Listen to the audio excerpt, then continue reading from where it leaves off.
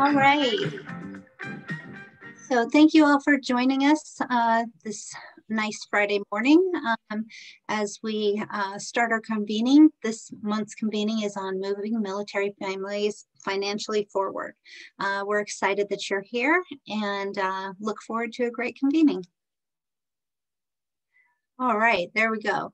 So for today, please utilize the link here on the screen for resources for today's training. And to access the sign-in sheet, we invite you to list your name and organization on that by following the link that'll be in the chat. And next slide. So if you're not already a member, it's not too late. We'd love to have you join us at our members only training coming up in June of 2021. It's a great opportunity to network and get special training just for our members. We'd also like to invite you to fill out our annual survey by the 31st of March. One lucky winner will get a $25 gift card. The importance of this survey is that it really helps us identify convening topics and get your thoughts and ideas so we can share them at the convenings. So please take a minute to fill out that survey. We'd love to hear from you. This year's theme for San Diego Military Family Collaborative is Moving Military Families Forward San Diego. Please share that hashtag on your posts and show us how you and your organization are moving military families forward. Go ahead and throw in the chat how you can contribute to this cause.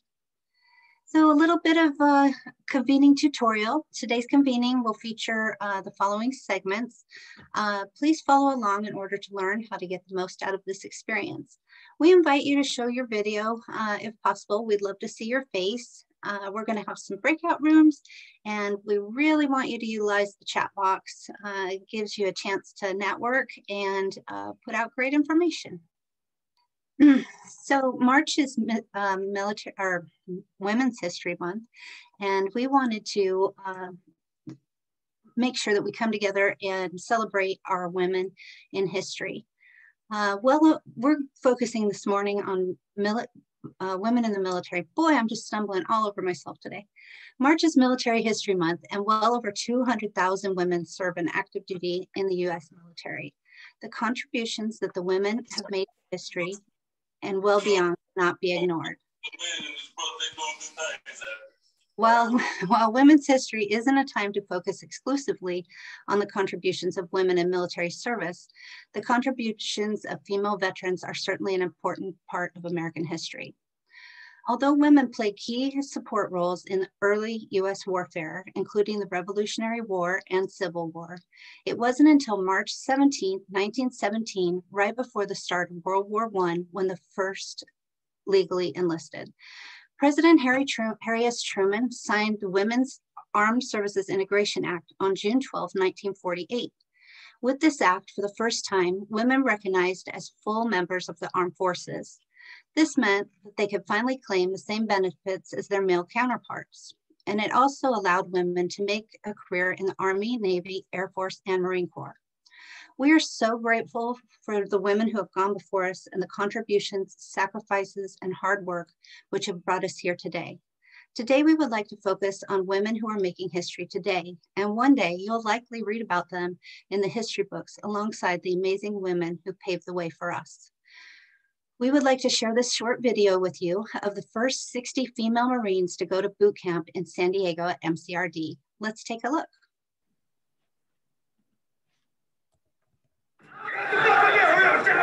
After 2 weeks of COVID isolation, the first company to include female recruits in the 100-year history of MCRD San Diego officially stepped on the yellow footprints that signify the beginning of training. Your knees are slightly bent.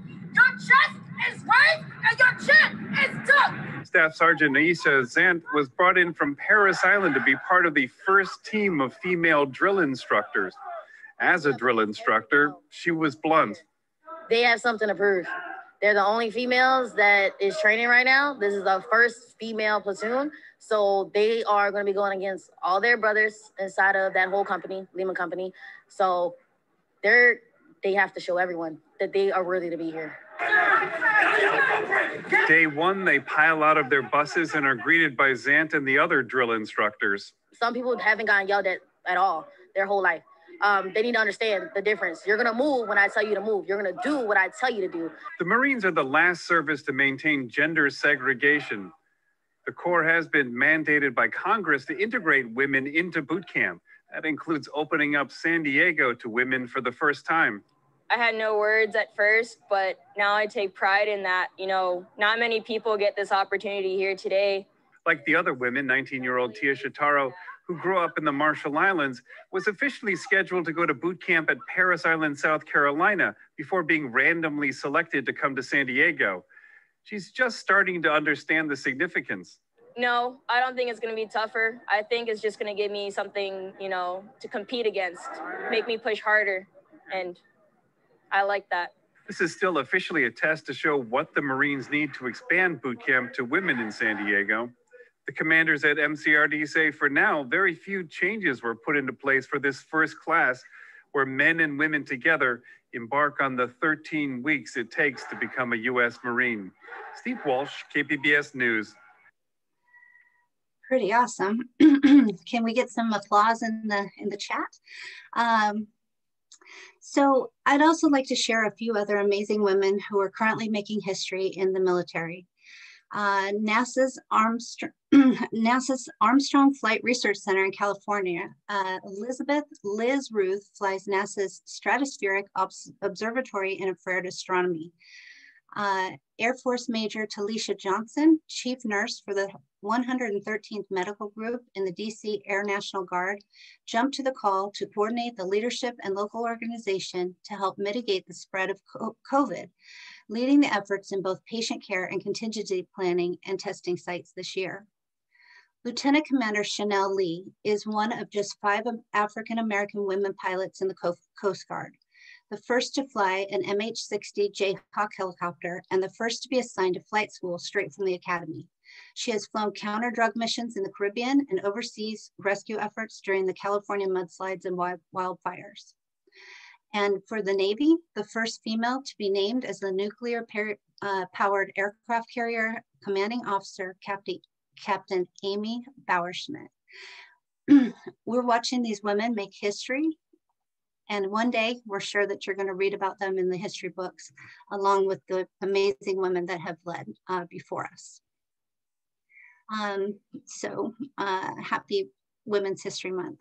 We'd like to do a short discussion, and we're going to break out into breakout rooms here in just a minute. So we'll see you all in a few minutes.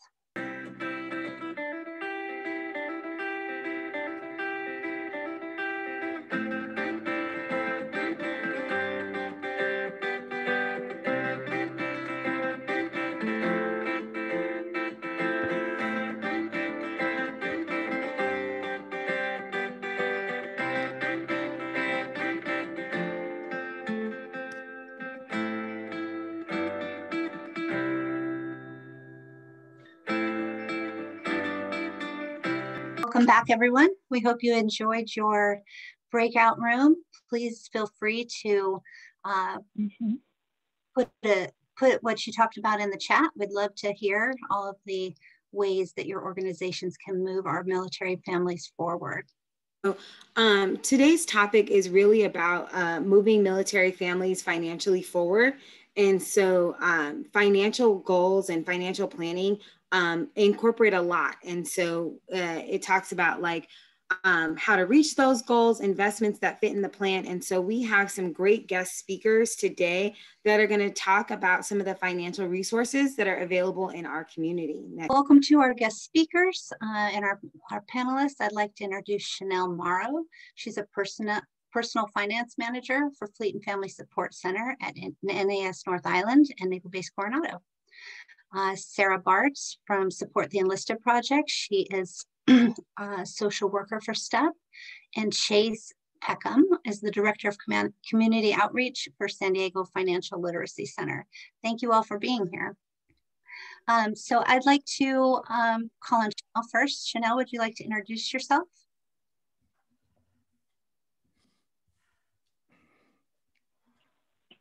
Can you guys hear me? Yep. Yes. Okay. The breakout room is apparently my audio was acting up, so I apologize. Thank you guys for confirming. Yeah, my name is Chanel Morrow. I'm one of the financial counselors with Fleet and Family. Whereas we cover a metro area, my office is at Naval Base Coronado when we're working in our offices. Currently, I have been working from home like everybody else, I think, for over a year now. I am a lifelong military dependent, so all of these things that we talk about and we see, I've seen them myself personally throughout my life. My dad served 24 years. My husband is at 17 and then some. So I've been around this, and it's being at Fleet and Family has given me an opportunity to tie together my military upbringing with my background. And I have a professional background with banks, credit unions. I worked at the IRS for some time. I wouldn't recommend that last one, but it definitely gave me some knowledge that I can use to help military families. I love it. Thank you guys for having me. Oh, thank you for being here. Sarah. Good morning. My name is Sarah Bartz. I work with Support the Enlisted Project. I'm a social worker. I work up in the Camp Pendleton area, and that's where I also live and work. I'm a military spouse myself. My husband is an EOD tech, been about almost 15 years in the Marine Corps now. So we've been all over the country, you know, moving different bases and really living that lifestyle. Currently working from home too, at the dinner table, spread out there. But in pre-COVID times, I'd work out of the North Coastal Inland Live Well Center as well. Thank you, Sarah. Chase.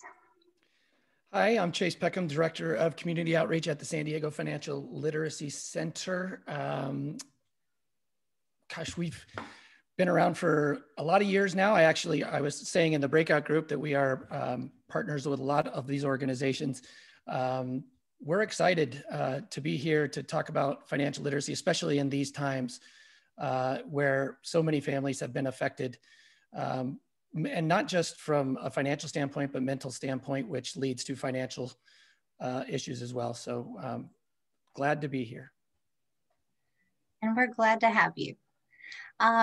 Okay, the first question I'd like to pose to the panel is for you to let us know how your organization moves military families financially forward.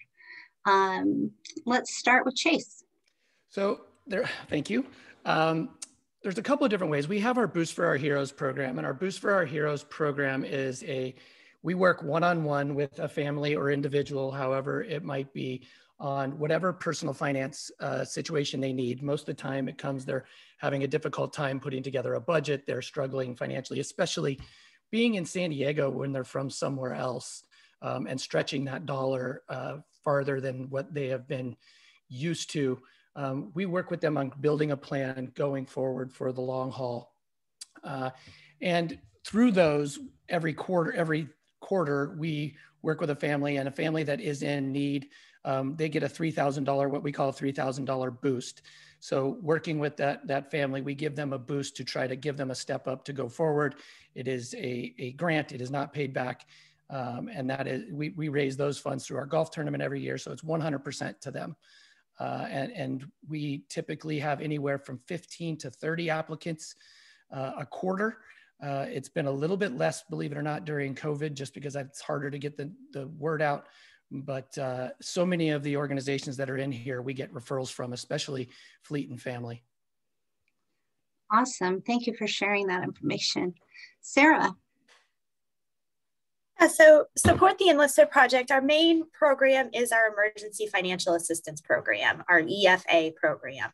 With that, we really work to stop the loss or restore a loss of critical basic needs for military families, including active duty and recent transitioning veterans.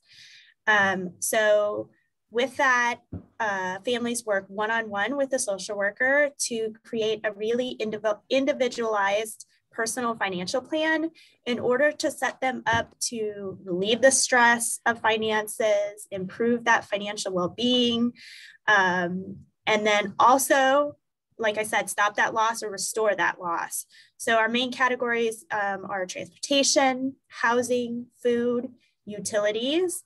And through our grant program, we're able to provide the money to a car company to stop a repossession, to a landlord to stop an eviction, utilities, provide critical basic needs for baby, crib, high chair, car seat, those kind of things. So when they come to our program, moving them forward, it's not a quick fix. It's not a Band-Aid. We are really working to improve a lifelong financial well-being, starting with the application. As soon as they put in our application, we get a lot of comments that it's long, and it's intentionally long. It's long because it's the first step to really changing and improving those finances. So once they start there, they complete that, and we're able to provide that initial need of maybe grant money for food or transportation, housing. But then we also follow up with them for an entire year out to make sure that they're still on that same path, checking in at 30, 60, 90 days, 6 months, a year, to make sure that something else didn't happen, they're not experiencing some other crisis, and we can step in and help to support them in their plan with their goals in order to, like I said, ease that stress and continue to move forward. Thank you, Sarah. Chanel, you're up. Make sure I unmute myself fully here. So realistically, we do rely and work very closely with Chase and the Financial Literacy Center, with Sarah and STEP, and we love having them as organizations. As far as Fleet and Family goes, and what the personal financial managers do is we are there to educate and counsel the service members. So we don't necessarily make their decisions for them, and we are unable to financially give them aid, actual tangible monetary aid. That is where all of you guys, our wonderful partners, come in. But we are there to help them figure out what is happening, prioritize those concerns, and move forward. So what got us here? How can we avoid it in the future? What have we learned from this? Kind of addressing past behaviors or emergencies to set up a plan moving forward. So ideally, we are going to sometimes see them more than once if it's one of those ongoing issues. A lot of our clients do tend to be, they have a quick question, or they are moving overseas and need an overseas financial screening, something that's pretty quick. But we do get those clients who are really in a financial situation where they need that emergency aid, where they need that boost. And we do work closely with our partners for that.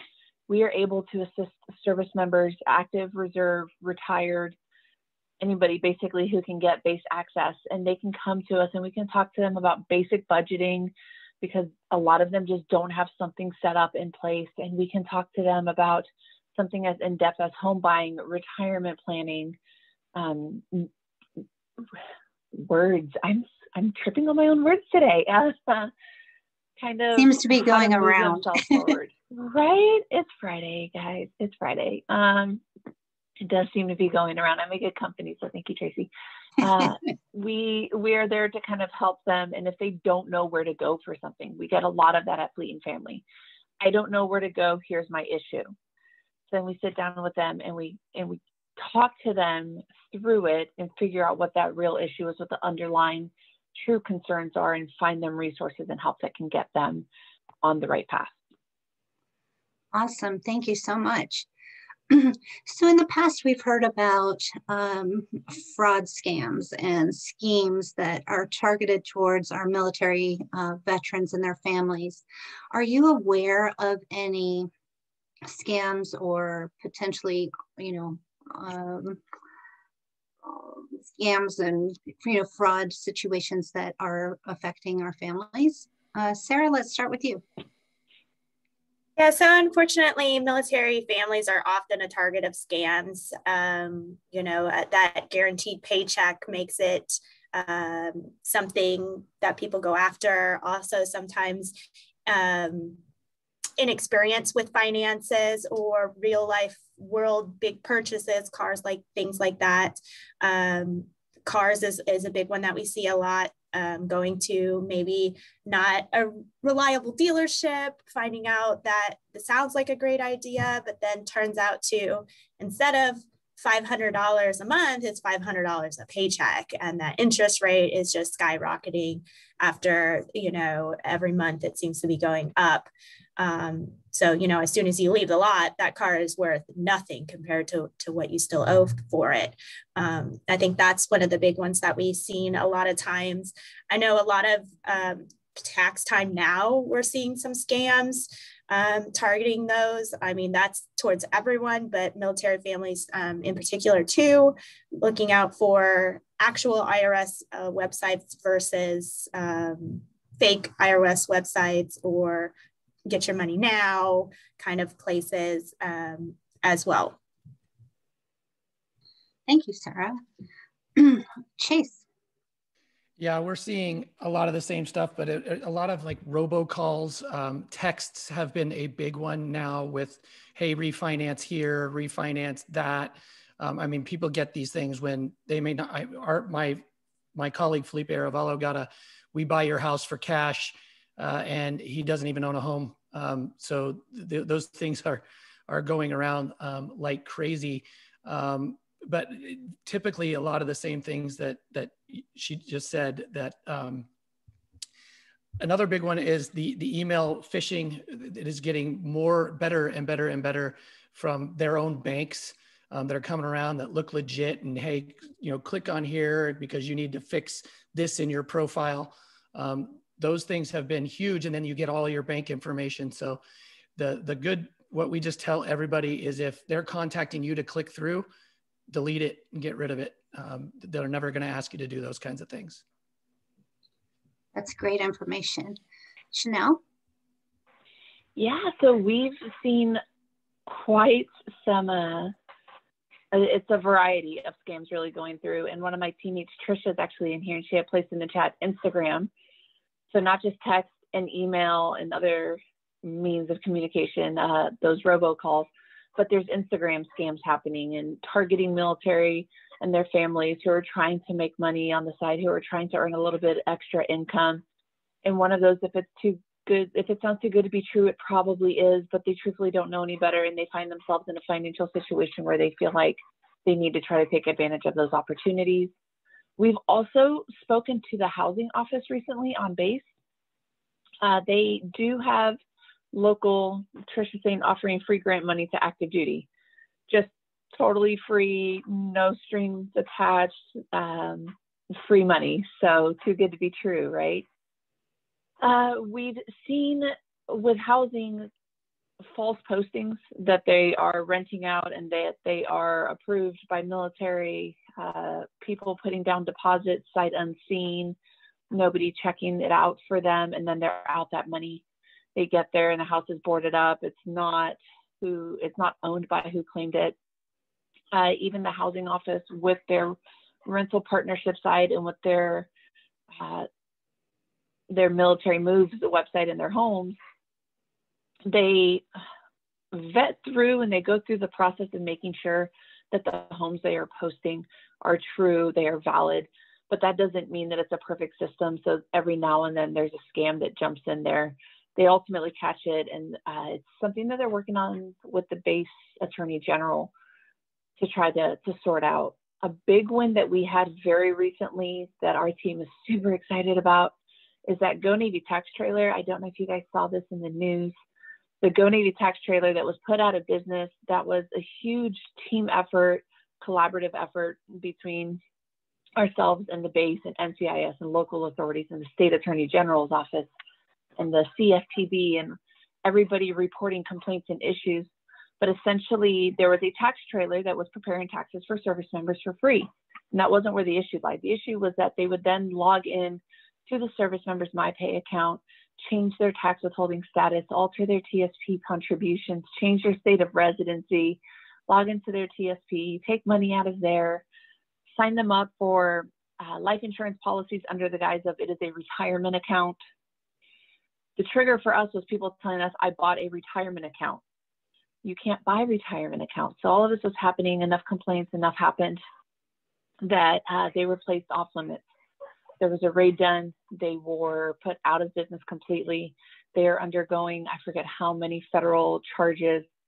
2 out of the 3 have pled guilty. The 3rd is expected to plead guilty this summer.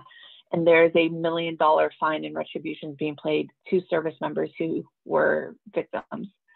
So that was a huge, huge win for us. But as we already said, that doesn't mean that people aren't out there pretending to be the IRS and using taxes to scam service members. So we are seeing that as well. Thank you, Chanel. Yeah, that is good news. I'm glad to hear that. So following up on that question, if a family falls prey to one of these scams, or if they notice something, out of the ordinary, money's coming out of their account or something's on their credit report, what would you recommend that they do? Sarah, let's start with you. Okay. Yeah, I worked with a family. He was a veteran, and he thought he had this really awesome job. He was super excited about it, straight out of the Marine Corps, and he was going to get paid. No break in income for his family. After working with him, it turns out he started to pay for equipment and training and materials and things like that, and ended up paying about $3,500 before he even started this job. So obviously there was no job. It was a completely made up fake company. He had paid this money to someone, and of course they disappeared. So unfortunately, it's really hard sometimes to find these people, track these people, and do something about it. And getting the money back is nearly impossible. He paid some with gift cards. He paid some with cash, cashier's checks, things like that. Things that weren't tracked the same way. You couldn't just stop a payment kind of thing. So that was really unfortunate. And, one of the things we worked on, the money was gone. So how can we move forward? One, but he reported to his previous command so that other men and women weren't seeing this as an opportunity, because of course they listed veterans. We hire veterans, so he reported that to them so that they were aware, and also reported it to the Better Business Bureau, information there. So they are aware of that as a scam.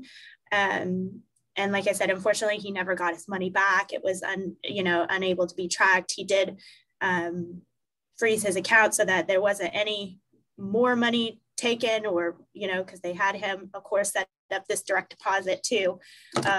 So he was fully in the scam, unfortunately. So reporting it to his command, reporting it to the Better Business Bureau, and spreading the word. You don't pay to start a job.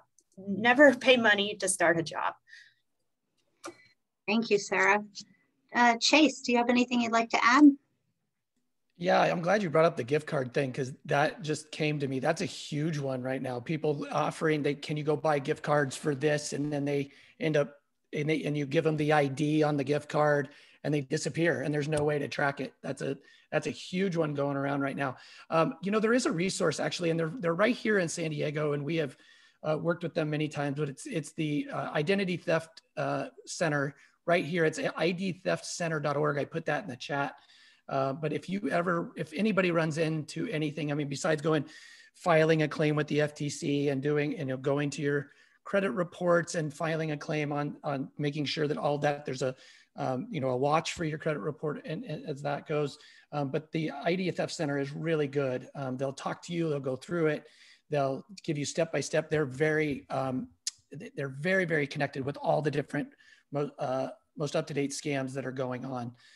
So that's typically right where we send people right away, because it is, it's kind of like when you talk about ID theft and you're talking about breaches in technology, they always seem to be one step ahead of all of us honest people.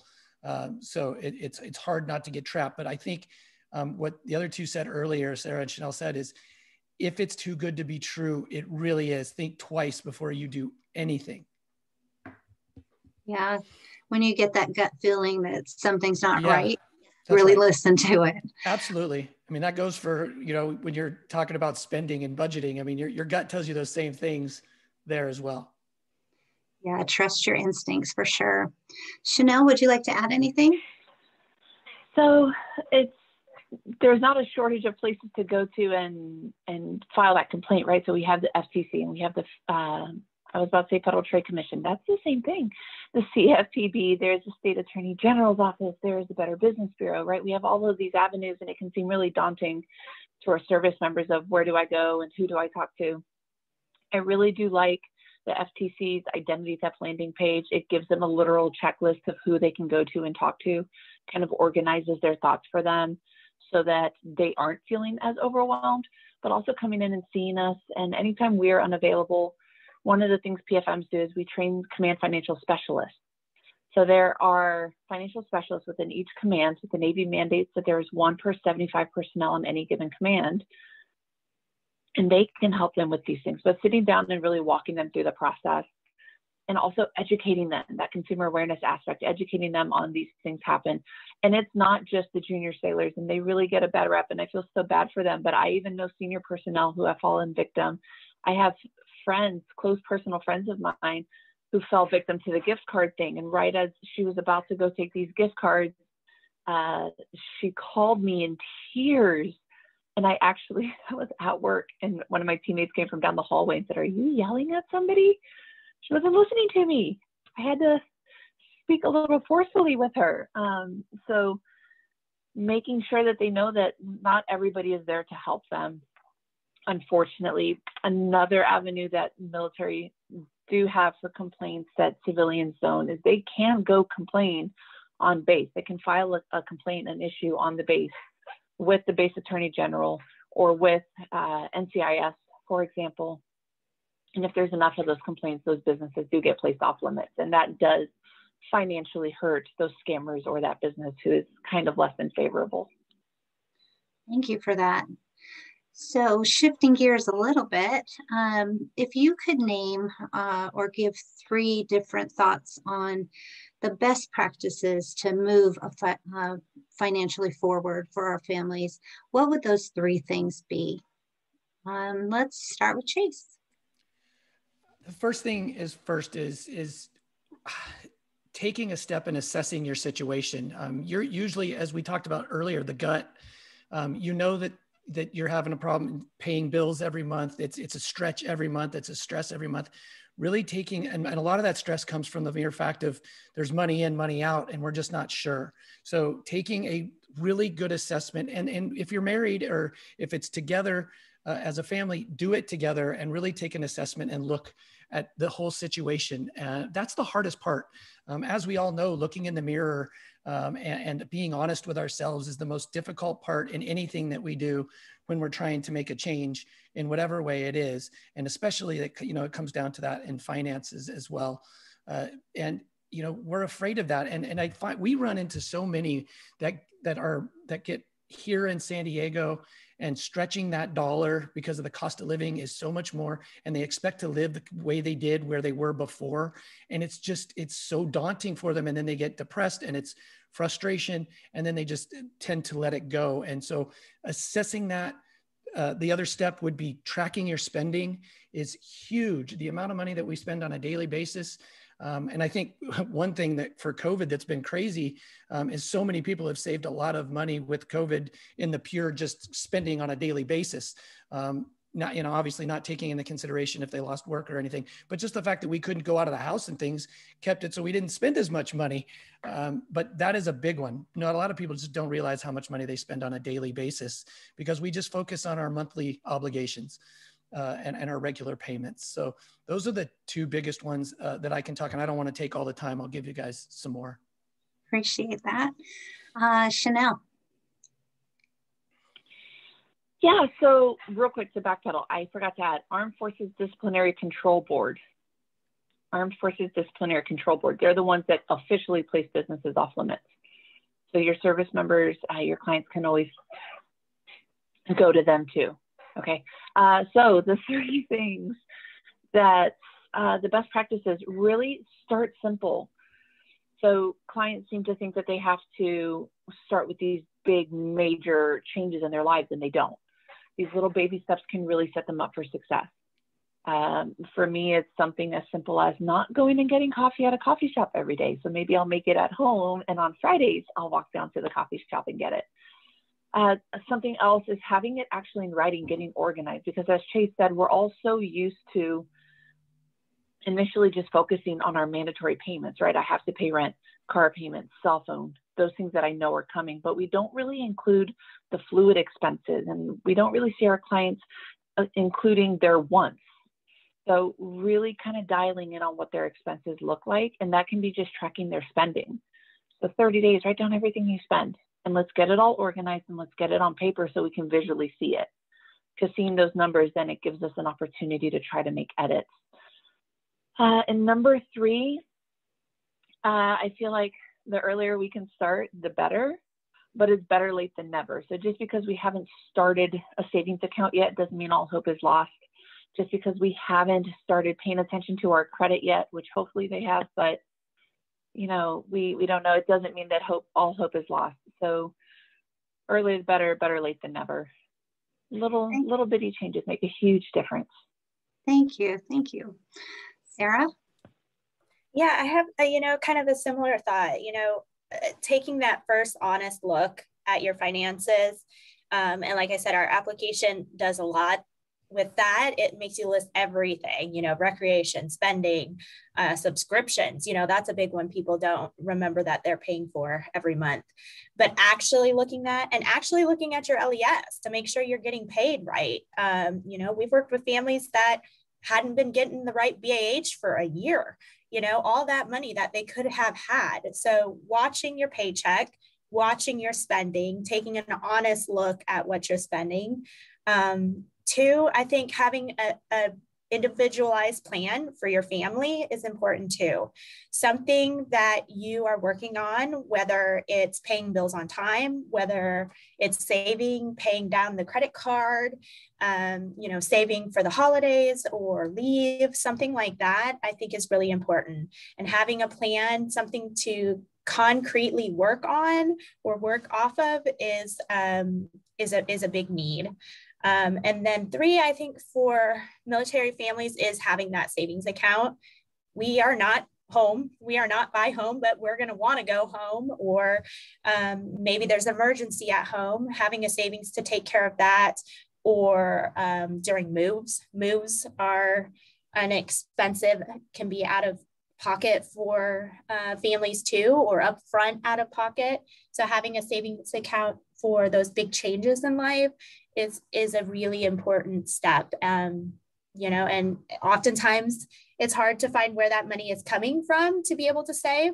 But again, and then it falls back to the other 2 of taking a look at what can be cut, or working on that plan to put savings first, to pay yourself first, so that you're able to have that money. Great. Thank you, Sarah.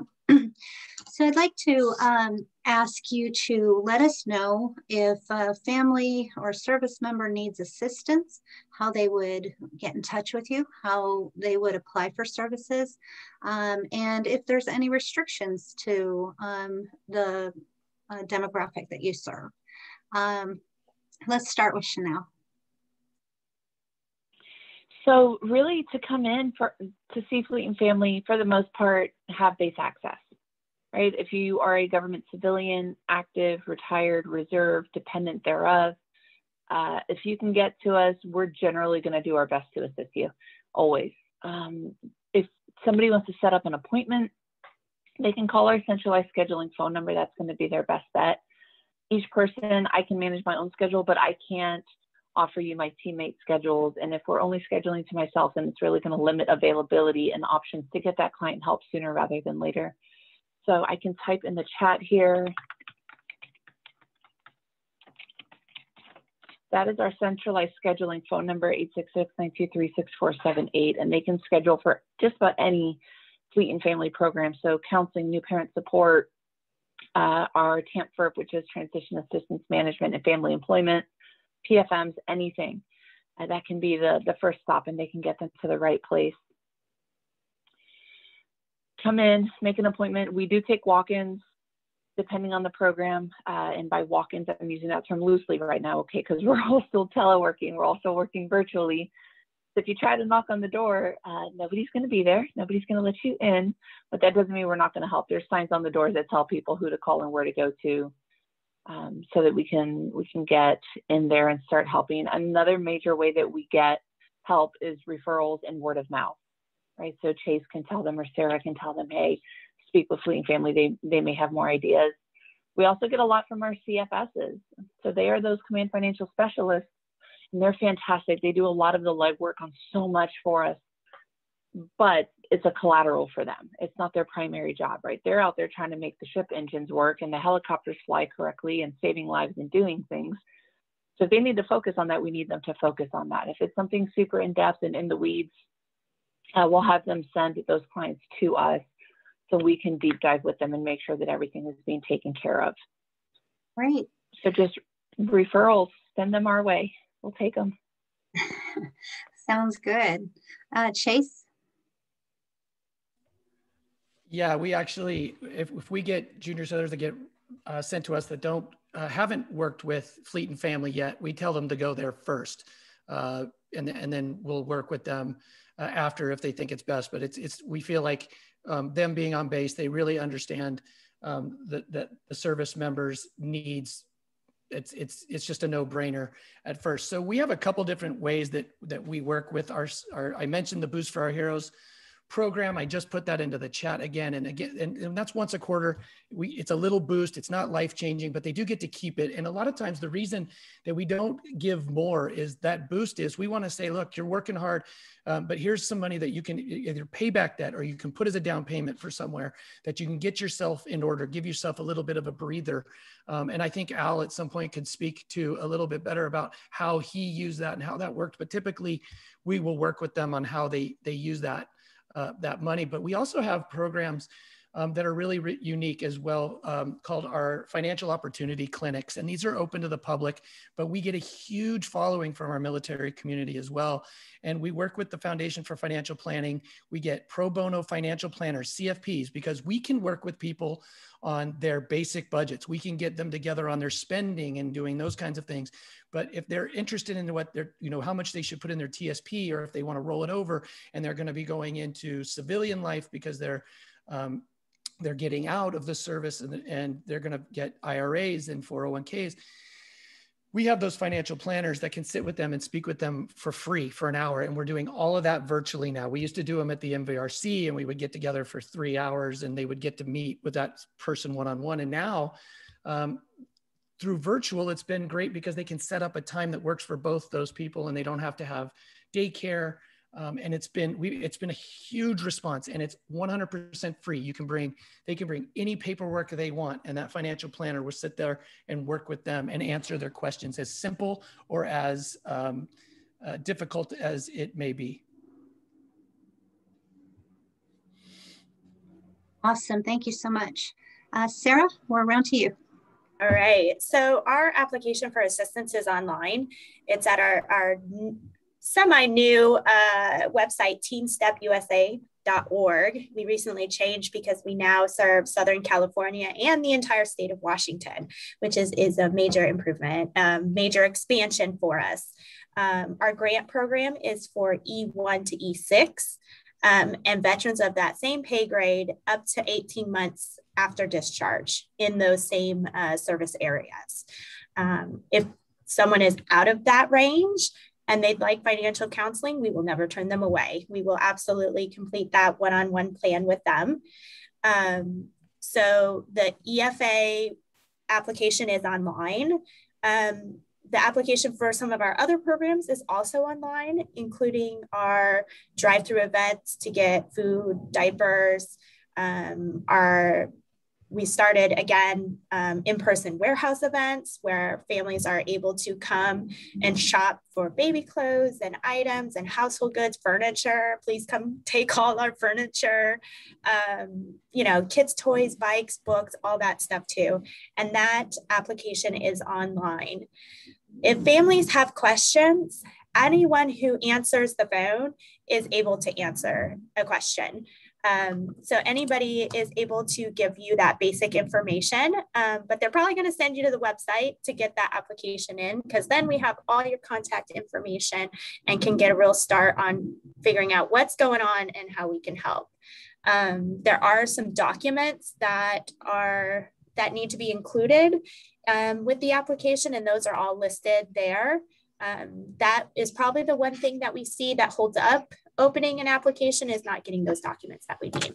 So if you're working and referring families, make sure you also say, hey, get those documents in so that we can really get working one-on-one. Pre-COVID, we did most of our work on the phone anyway, so we were able to make a really smooth transition. Especially for me, I, worked up in a little corner cubicle in the Live Well Center by myself, most of the time. So it's an easy transition, and it makes it easy to reach over lunch hours or, after work, and really get with families when they're ready to do the work. I think that's it. I think that covers it. Thank you very much. So I'd like to thank all of you for being on our panel today. We've got some really great information. And for those of you who are watching, if you have any questions, I believe everyone put their contact information in the chat. So please jot that down so you have it. And you can always refer back to the resources for the convening today as well. So we're going to take a quick 5-minute coffee break. If you need to refill your cups or get up and stretch, please do so. And when we return, we will hear from Sarah a little bit more. So we'll see you guys in about 5.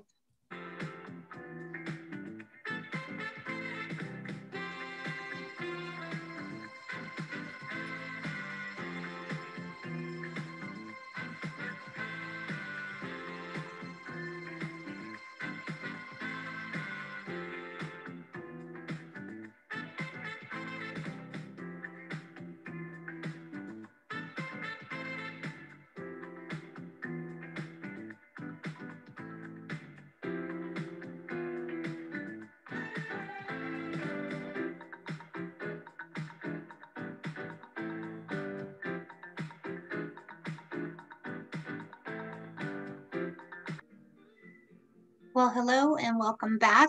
Hope you got your coffee cups refilled and you're ready for their second half of this convening. We'd like to welcome Sarah back, and she's going to share some real life stories about moving military families financially forward. Sarah, welcome back. Thank you. Every day I'm working with military families, and so often we get such wonderful feedback, and that's what, really keeps us going, is hearing how much of a difference we can make. So I want to start with a quote. This was a car repair, just for reference. Okay, you and your team just lifted 3,783 pounds of stress off our chest. Now we can refocus and prepare for the expenses we are expecting. I think it's impossible to thank you enough. So we paid $3,783 to a transmission repair for this family. He's a sailor that's stationed at Camp Pendleton, just had a baby. His wife's pregnant with their third baby, and they only had one car. They had this one van, and the transmission went out, and he was no longer able to get to work. She couldn't get to doctor's appointments, and they had no way to pay for it. On top of everything, their oldest son was pending some dental work. The wife's mother is in Europe, and she had cancer and was trying to help, the family was trying to help mom out over there and maybe go see her. So when they came to us, they were told it would be $5,000 to $7,000 for this car repair, which is an insane amount of money on a van. Obviously that's more than they had. So we got started working, and this family had really no problem keeping up with bills. They were working on their savings, but again, this big chunk of money was just not possible. So we were able to assist with that transmission repair to get their only car running again, get him back to work. He had been walking miles with an injured knee and just making it work. So getting him back in a vehicle was a necessity. The wife had the baby just recently too. And so she's super happy to be able to have that car. So we also created a really great plan with them moving forward to contribute more to their savings account so they can have that maybe 6 months worth of expenses saved up in order to be more financially stable and work on some of those other things like the dental bills, or perhaps saving for a really expensive trip to Europe to see her mother. Wow, what an incredible story. It's an amazing family. Well, that makes it even better. Yes. So Sarah, do you often work with, and I know the answer to this question, but I'd like for our audience to know the answer to this question. Do you typically see clients when they are just devastated by a situation, or do they come to you, more often before that happens? How does that look from your view? Honestly, most of the time they're in full-blown crisis mode.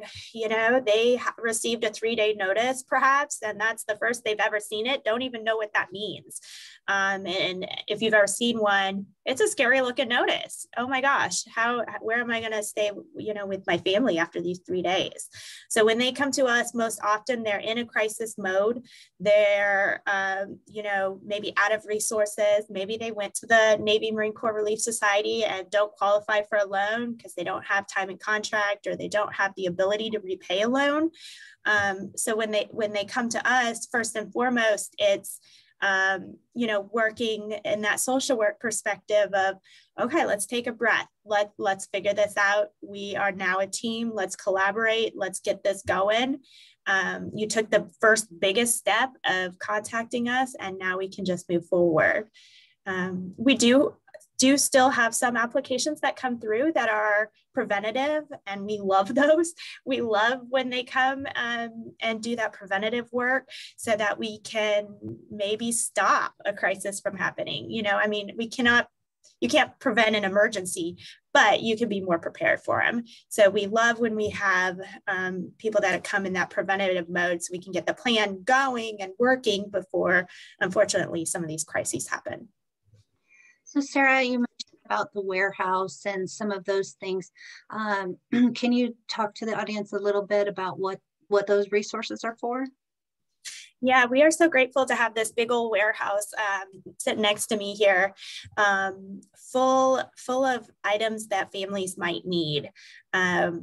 Pre-COVID, we were doing in person, and when COVID started, Tracy took right over, figured out a new plan, and away we went, doing drive-through food and diaper, along with some other things sometimes too for families. And I had so many families that I was working with come to these drive-through events and then report back that they were so grateful to have them. So many mothers were terrified, at the beginning of COVID to step in a store with their family. Husbands, wives were deployed, and the last thing you wanted to do was take your littles into a store and potentially expose them to COVID. So having this resource to come through, not get out of your car, have enough food and diapers for, a good portion. We're talking a lot, a trunk full of goodies for these families is awesome. So we're still doing those. We're lucky enough to do them up in Oceanside too. So we can meet with Camp Pendleton families alternating. April 17th will be the next one up in Oceanside. And it's a wonderful sight to see these families coming through, getting the needs, diapers, the wipes, sometimes baby blankets. We get baby blankets donated from the Naval Hospital, which is a really fun addition too, and do that. But we also have the warehouse here every day. So families can always apply for our EFA program and come in and do kind of a personal shopping. So either me or one of the other social workers can set up an appointment to come in and get what they need and whatever it is they need, you know, to set up with babies. I've worked with a lot of single moms lately that weren't really prepared. We were able to set her up with a crib, a car seat, a baby bouncer, all the clothes she could want to 6 months plus. And she left, you know, came with nothing and left feeling like she was really prepared for baby. So that's always an option. And that's applied under our EFA program as well. That's great information. I know it came up in the panel about the collaboration with other organizations to make sure that together we all move our military families forward. Can you talk a little bit about that? Do you get, how does that work? Do you get referrals from Fleet and Family or Navy Relief? I'd love to share, for you to share with the audience how that works. Yeah, so, you know, we get a lot of referrals from a lot of different places. Navy Marine Corps Relief Society often refers service members over that, like I said, can't qualify for that loan for whatever reason. We get them from the VA, from Fleet and Family, MCCS up at Camp Pendleton, the commands, our DRCs, those deployment readiness coordinators, or the unit readiness coordinators. We also get from them. SSVF and BBSD often refer people over. But I think sometimes the best referral is from one to another. So a sailor or Marine that you're working with, and hey, I worked with you, you should check out STEP. They'll help you out. So we love to see those, that you're spreading the word within your command, within your unit to other families, especially our new families that are arriving that aren't familiar. So we get referrals from a variety of places, and we appreciate them all. Well, with that said, are you ever able to refer a family out to another organization? Is there circumstances like that? Oh, absolutely. Yeah, we don't do it all. We can't do it all. Absolutely not. So we work hand in hand with a lot of agencies as well. Sometimes we do get applications that don't fit our parameters, again, for whatever reason. So we never leave them hanging. We're going to, you know, try and do that warm handoff to somebody to help with things. One thing with our veterans is employment or transitioning services, and we refer out to a lot of different places for that specific reason too, to make sure that they're getting connected to those people that are the experts in that. Awesome. So you've mentioned the commands and the units. I know, having been in the military for as long as I would often, you know, get sailors that would say, well, I didn't want to reach out to help because I don't want my chain of command to know. I didn't want to get in trouble. Does STEP work with the chain of command, or how does that work? Yeah. Obviously, a lot of people have that fear. You don't want your employer in your business, which I think we can all kind of agree with and understand. We don't report to commands. We don't tell them we're working with them or not working with them, or anybody, you know. We work with the family, the spouse, and that's it. Anybody that we need to speak to, obviously we'd get a release information for that, and that would be signed by them. But yes, it's kept very confidential between the social worker, the supervisor, and the family. Right. Do you ever get referrals from the commands? Yeah, a lot of times we do get a lot of referrals from commands. Wounded Warrior in Camp Pendleton sends us a lot of referrals a lot of times. And after we get that referral, we're still not going to go back and say, hey, this is what we did. We did this, this, this, and this, and we did that. And here's his problem. And he should have been, you know, we're not reporting back with that. We take the information that we're given, and hopefully that person applies so that we can get working with them, and make that first contact. Awesome information. Sarah, is there anything that you would like to share with the audience that you haven't already been asked? I think one of the big things when it comes to military and finances is, especially in this area, I know from personal experience, we moved from Cherry Point, North Carolina, which if you don't know is a very small rural place in North Carolina. It is not a big city. It's a while to get to a big city, and the cost of living is really, really low. So moving to San Diego is such a sticker shock for a lot of families where their dollars just don't spread as far. So, you know, I think that's an important thing for us to work with families to make them understand that although you're getting more BAH is going straight out the door to Lincoln Housing. So it really just cancels it out. So finding ways to make the dollar spread, finding ways to make a savings account so that one, you know, small crisis doesn't become a huge crisis, that you can prepare for your car registration every year that's more than other places, or tires on the truck that you weren't expecting, and that doesn't steamroll into being behind on bills and things like that. You know, having that understanding as a military spouse myself and feeling it when we first got here 5 years ago really translates into working with families to help them understand that although it can be more difficult, it is doable. That's really great information, Sarah. Wow, that time went by really quick. It's a lot of great info. If you, the audience, has any additional questions for Sarah, please put them in the chat. We'll make sure that they get to her and she will get you the answers to those questions. Thank you again, Sarah. Thank you. Round of applause.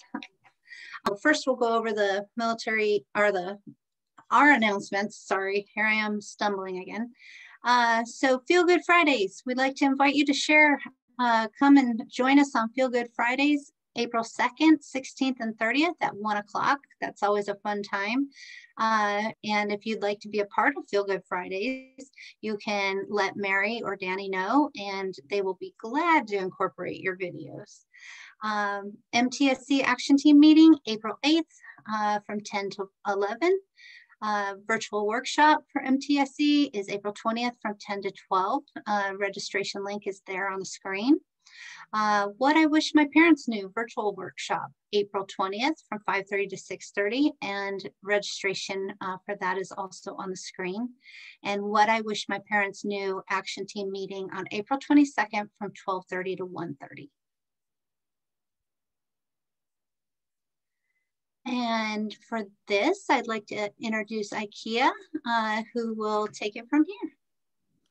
Good morning, everyone. My name is IKEA Isom, and I am the Community Resource Manager for Military OneSource and the Southern California State Consultant.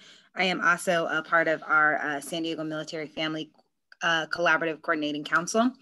And so we just wanted to take a moment as we are talking about moving military families forward financially to just share a little bit about the financial services that Military OneSource offers. Military OneSource is a Department of Defense program, so we are ran out of the Office of the Secretary of Defense. So our website is fully vetted and fully ran by OSD. So if you refer any families to us, you can know that it's reliable information and it has been vetted obviously by OSD because it is their website. That's why we're a .mil.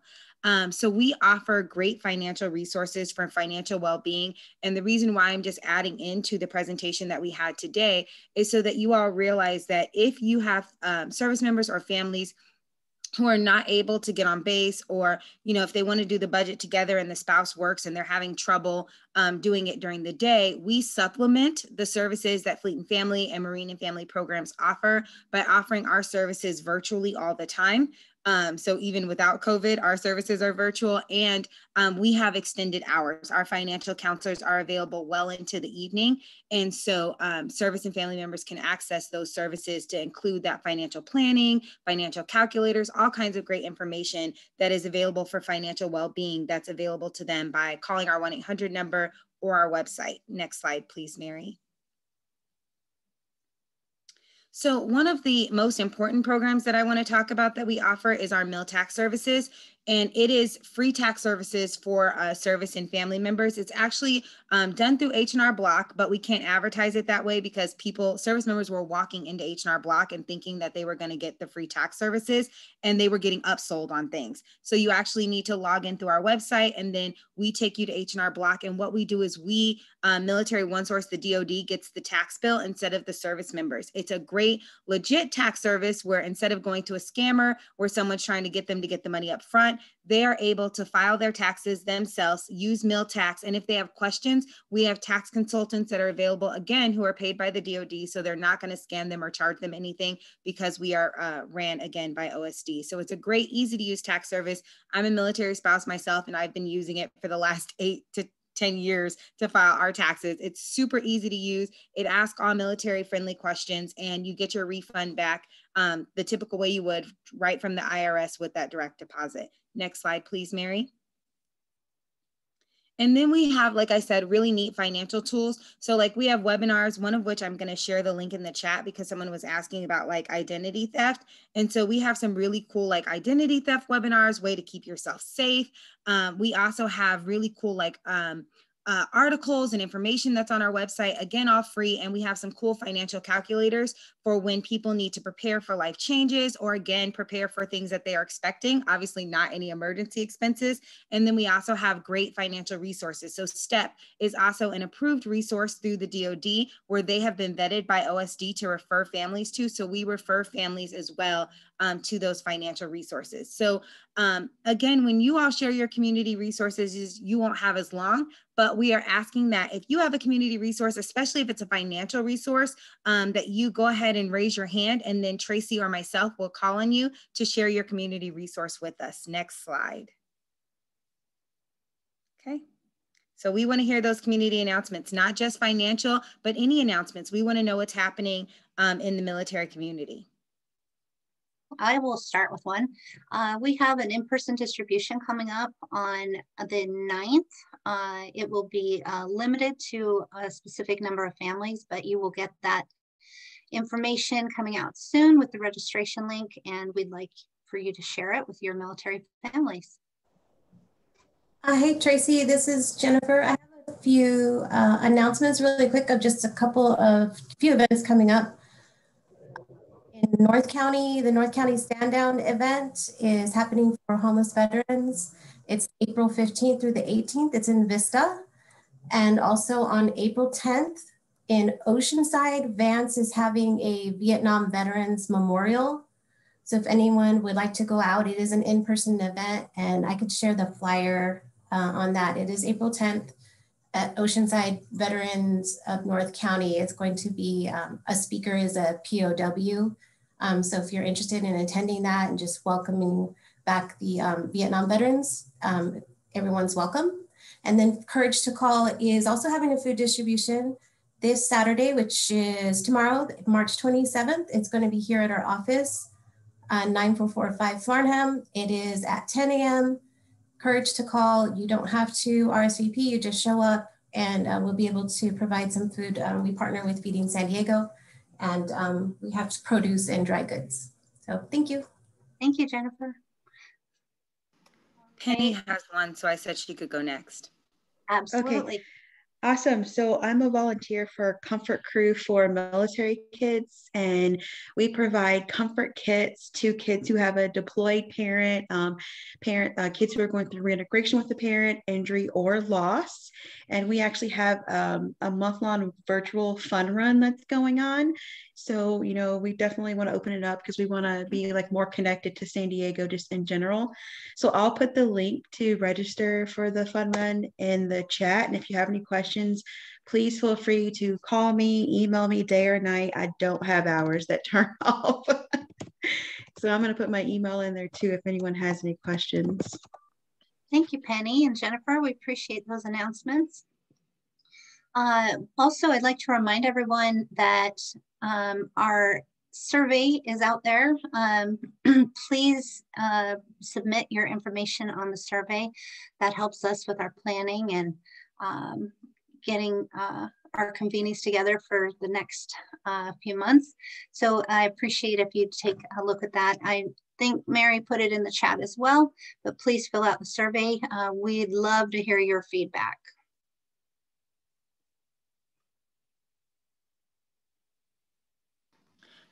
Jenny just posted a flyer. Jenny Lynn, do you have an announcement about something happening in the community? I do, yes. I was trying to figure out all of the all the technology piece before I got on the screen. Thank you for noticing. Yes, the Stephen A. Cohen Military Family Clinic at BBSD is hosting a drive-through event for military families. Next month, it will be Thursday, April 15th from 3:30 to 7:30 at the National University Spectrum campus. We're working with lots of other community partners, and we would love to see you and your family there. The invitation is now in the chat, and the link to actually register for the event is on that file. So we look forward to seeing you. Awesome. Maria, would you like to make an announcement? Yes, this is Maria with the San Diego Food Bank, and I just wanted to announce that we have a brand new drive-through distribution in Miramar off Reco Road. So I'll go ahead and try to put the information on the chat box, but it's opened Monday through Thursday from 9 to noon. And the lines are really short, sometimes no line at all. So if anyone is near the Miramar area and wants to check that out, definitely do so. Thank you. Thank you very much. Well, that concludes our convening for today. We'd like to thank everyone who came out and and shared this morning with us. And we wish you all a great weekend. We hope to see you again next month.